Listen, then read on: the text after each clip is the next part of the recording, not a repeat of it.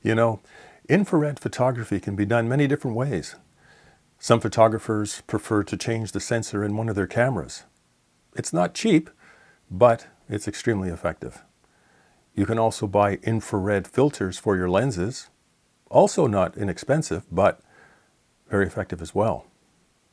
However, you can also use Photoshop to create stunning infrared images. Welcome to Visual Art Photography Tutorials.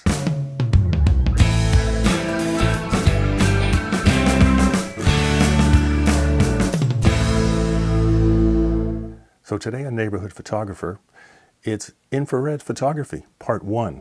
We're going to concentrate on black and white infrared. In part 2, we'll look at adding color to your beautiful infrared images. But before we get underway, if you haven't already subscribed to the channel, why not join us by clicking on the red subscribe button? Also, if you have questions or comments, please use the space down below, and I'll get back to you on that. But today, it's black and white infrared. Let's take a look. So because this is an episode of Neighborhood Photographer, we're at a neighborhood pond. And I'll point out right away that normally I would go around the image and clone out different things like this over here and a few things over here, and even this board which is in the water. But I might even just go into the water and remove it if I could reach it. But because this is a tutorial, then we're concentrating on infrared photography. We'll just ignore that and get right into what we're doing here in Adobe Camera Raw. And what we're doing here is we're here to boost the colors so that when we move this image over to Photoshop and we convert it to black and white, the effect is going to be greater. So Adobe Camera Raw is a great place to start. And we'll start by removing some of the shadows. So we'll take the shadow slider over here and move it to 100. And then we can now see into the image a little bit more. The highlight slider, we're going to move it the opposite way. And I should point out that I don't use the same settings for every image. It depends on how much sun there is, whether the day is overcast, even the way I feel, and the effect that I'm trying to achieve. So never the same adjustments. It just depends on the image and how I feel. Next, we're going to increase the whites up to somewhere around 20. Doesn't have to be exact. None of these have to be exact. And that's so that when we do bring it over to Photoshop, we can get the effect that we want with the whiteness that we're going to be looking for in our black and white infrared. We're also going to increase the clarity. Well, there it is. Around 20. So that's it for this particular set of adjustments. Let's go over to the HSL page over here. Just go up to this up here, and press on HSL. Now, this is a really, really important set of adjustments.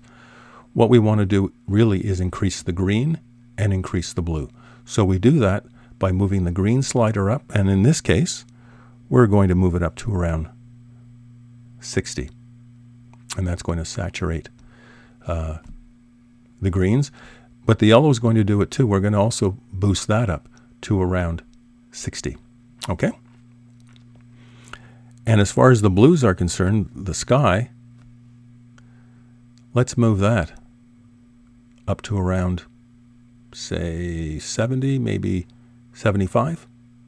That's going to be really important when we move this over to Photoshop, by the way, so remember that. Having a dark blue sky is important. We could make it even darker, but I don't want to at this particular time. You'll see why later. Now we go to the luminance panel, from saturation over to luminance. And here, we take the yellow slider and we increase that, and there it is, increased to 60. And the green slider to 60. And you can move these around. I mean, you can do anything you want. But for this particular image, these sliders are going to give me the effect that I want at this particular setting. As far as the blue is concerned, well, it started out around here, and you can move it all the way to there. But you start to see this effect up here that you don't want in terms of how it's relating to the trees. I find it a little bit too much. So we're going to back that off. and decrease the blue to around, say 34. Okay? So here's your image. Now it's oversaturated. If I were doing this in color, it wouldn't look like this. But again, because we want to convert it to black and white and we really want the effect to be special, you need to oversaturate the image while it's still in color mode.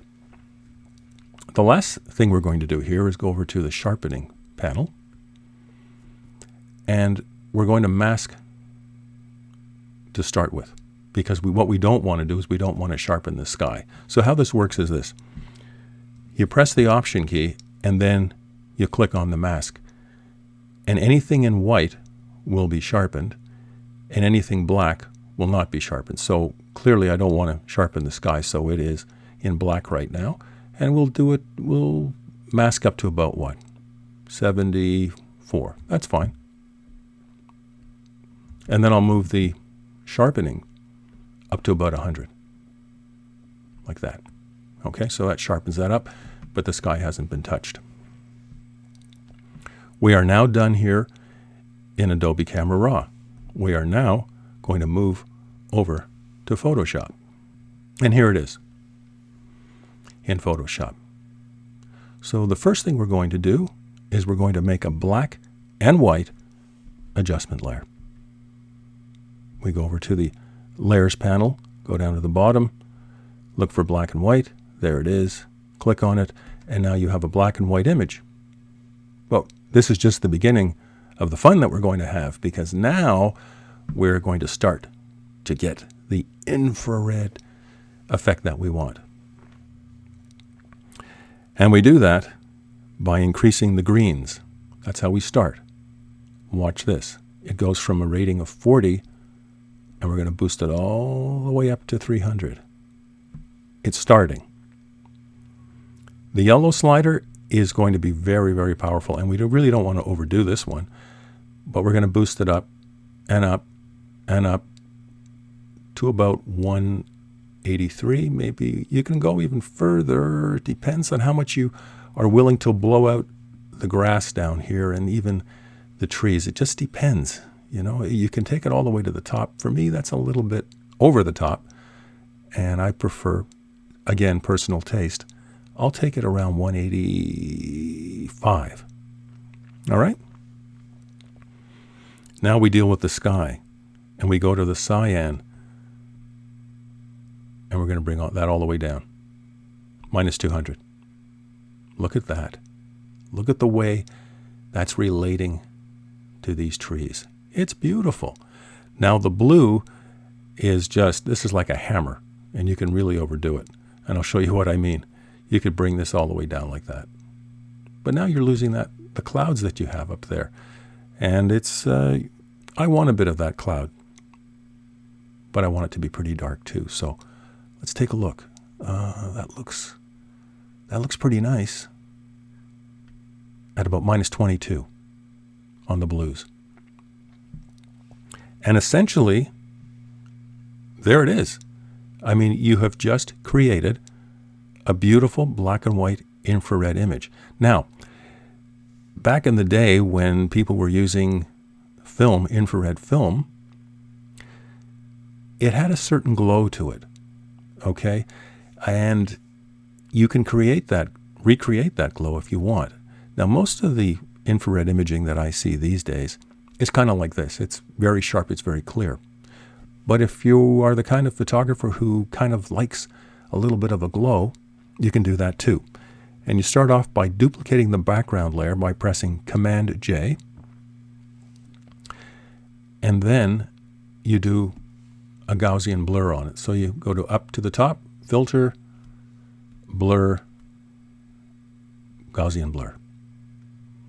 And again, this is to taste, like everything else that we do as photographers. How much blur do you want? A little?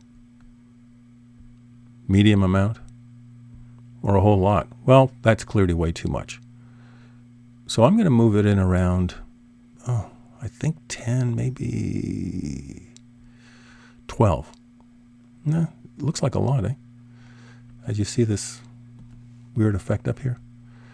Maybe we should just back off a little bit, maybe to, we'll try 8.5.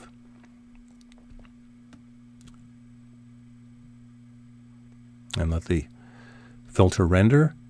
And now, of course, that doesn't look the way it's supposed to look. So this is where you go up here to the blend modes.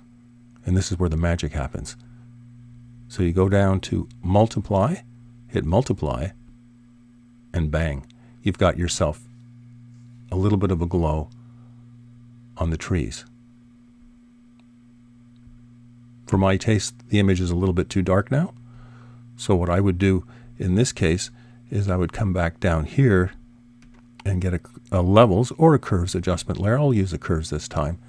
And then we will just work on brightening this up a little bit. And it's actually, I actually don't like what it's doing here, so I'm going to move it below the black and white layer, and that will look better. Okay? And we'll move. It actually didn't do it the way I want it to do it, so that's a good lesson. Let's try this again. Okay, let's try it again. That's better. That's better. Much better.